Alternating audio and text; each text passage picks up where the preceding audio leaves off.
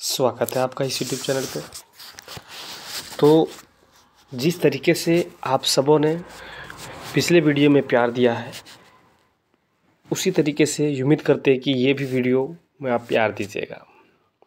और जिस तरीके से हिंदी कोर का जो क्वेश्चन लड़ा था एग्ज़ाम में, उम्मीद करते हैं कि वैसा ही हिंदी इलेक्टिव का भी एग्ज़ाम में प्रश्न पूछा जाएगा।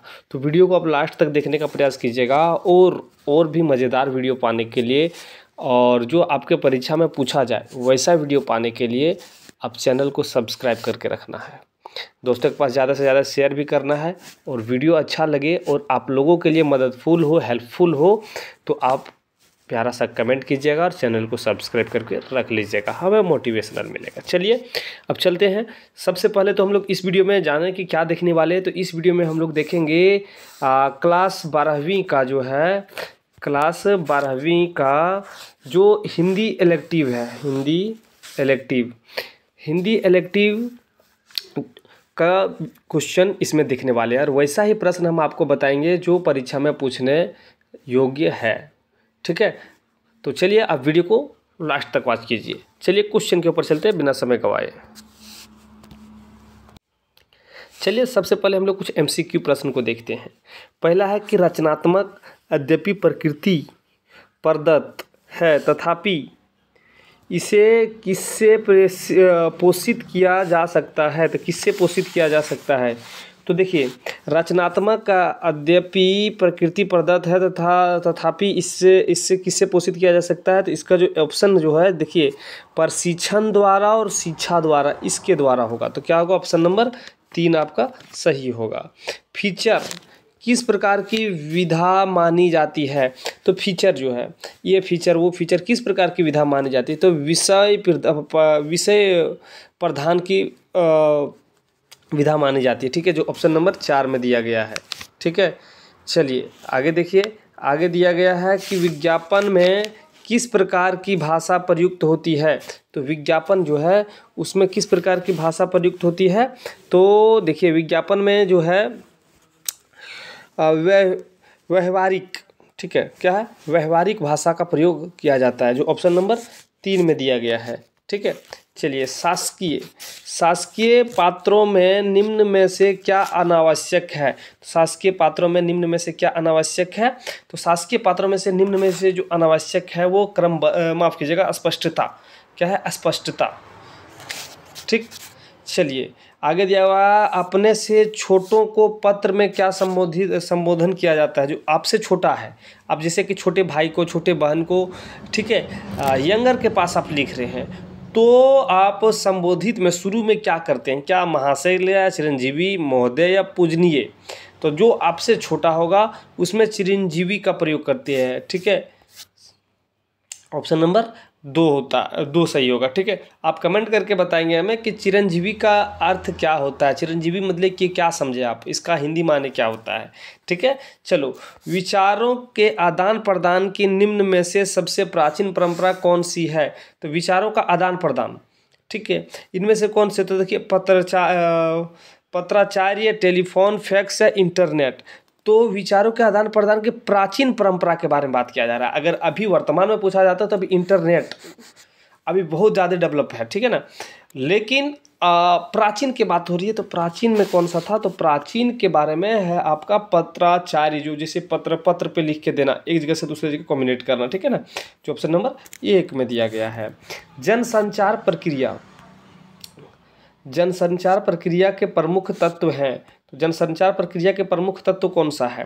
ठीक है, तो बताइए, कमेंट कीजिए। तो इसका सही आंसर क्या होगा। इसका सही आंसर हो जाएगा जनसंचार प्रक्रिया में टोटल हो जाएगा। ठीक है, जो भी ऑप्शन दिया, सांकेतिकरण, स्रोत सब होगा। पत्रकारिता के विकास में कौन सा मूल भाव सक्रिय रहता है। तो पत्रकारिता के विकास में कौन सा मूल भाव सक्रिय रहता है। तो देखिए आपका सही आंसर हो जाएगा जिज्ञासा। क्या होगा, जिज्ञासा, जो ऑप्शन नंबर 3 में दिया गया। नई संचार भाषा को किसने जन्म दिया। तो नई संचार भाषा को जन्म देने वाला जो है वो है कंप्यूटर। किसने, कंप्यूटर ने दिया। किसने, कंप्यूटर ने दिया, जो ऑप्शन नंबर 3 में है।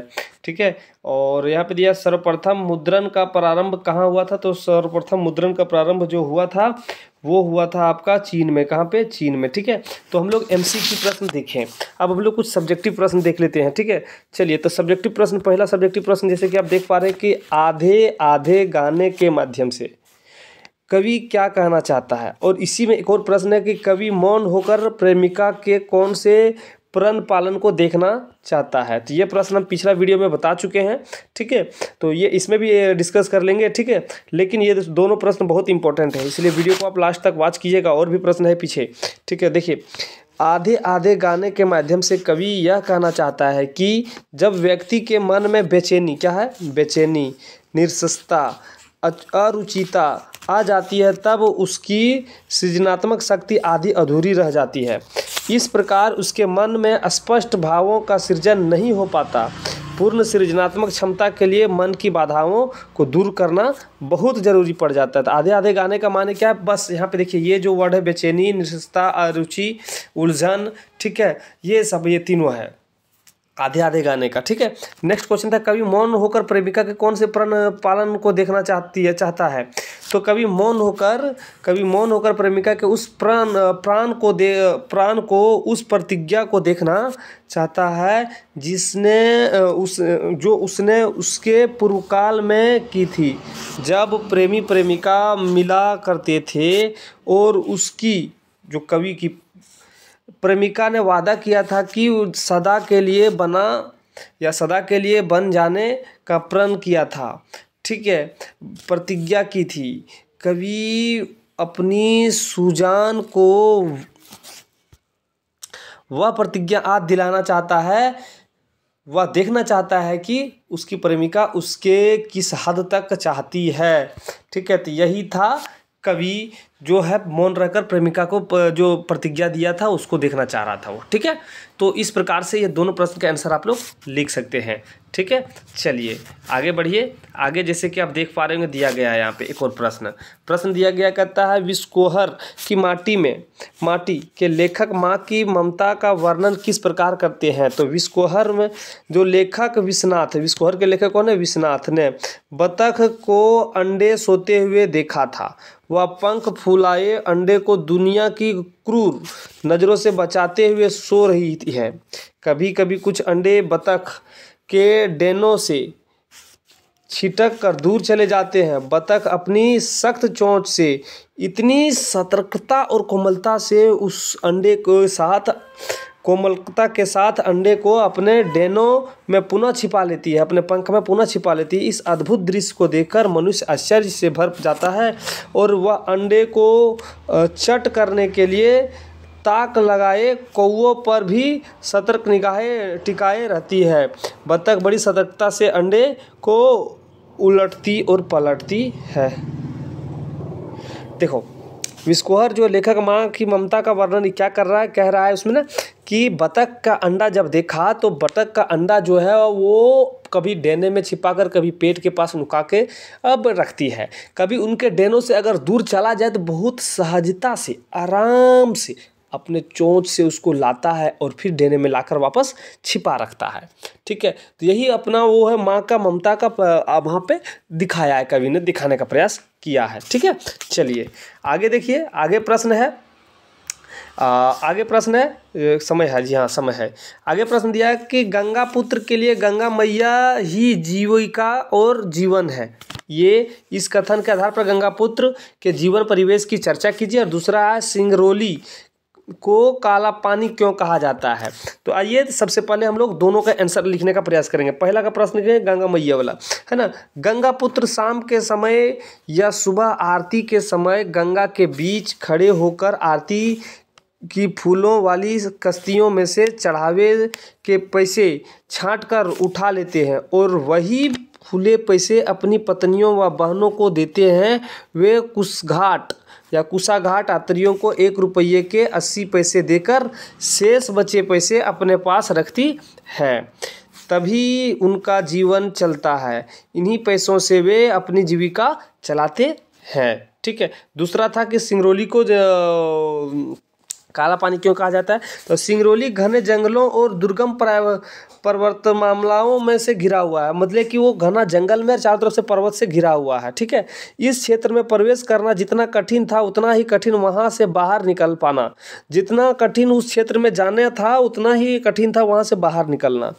यहाँ के निवासी कभी बाहर नहीं गए और अधिक किसी परिस्थितियों यहाँ आना पड़ा तो वह लगभग इस जगह के बंदी हो रह गए। यही कारण है कि सुरमय प्रकृति दृश्य वालों के बावजूद एक ज़माने में सिंगरौली को काला पानी कहा जाता था, क्योंकि उस ज़माने में वहाँ आवागमन के लिए यातायात का कोई भी साधन उपलब्ध नहीं था। किंतु वर्तमान समय में स्थितियाँ बहुत अधिक बदल चुकी है। वो उस समय की बात थी, चारों तरफ से जंगल से घिरा हुआ था, इसलिए उस समय सिंगरौली में इंटर नहीं कर पाता था। लेकिन अब तो यातायात और सब कुछ बदल चुका है, ठीक है। और प्रश्न है, और एक और लास्ट प्रश्न हम लोग देख लेते हैं। दिया गया है कि कर्नेलिया का गीत कविता में प्रसाद ने भारत की किन विषयों की ओर संकेत किया है? तो इस गीत में प्रसाद ने भारत की अद्भुत प्रकृति, सुषमा भारतीयों की असीम करुणा, दयालुता एवं अनजाने लोगों को भी अपनाने एवं आश्रय प्रदान करने की सहृदयता की आदि विशेषताओं की ओर संकेत किया है, ठीक है। तो ये था इम्पोर्टेंट क्वेश्चन का सीरीज 2। तो आप उम्मीद करते कि आपके लिए वीडियो हेल्पफुल होगा, आपके परीक्षा में इसी से प्रश्न पूछे, ऊपर वाले से हम दुआ करते हैं। और आप सभी इस वीडियो को ज़्यादा से ज़्यादा शेयर कीजिएगा दोस्तों के पास, और अच्छा लगा हो तो प्यारा सा कमेंट कीजिएगा और लाइक कीजिए, है ना। चलिए वीडियो को हम लोग यहीं पे समाप्त करते हैं, फिर मिलेंगे नया पार्ट लेकर। आप लोगों से अलविदा लेते हैं। जय हिंद।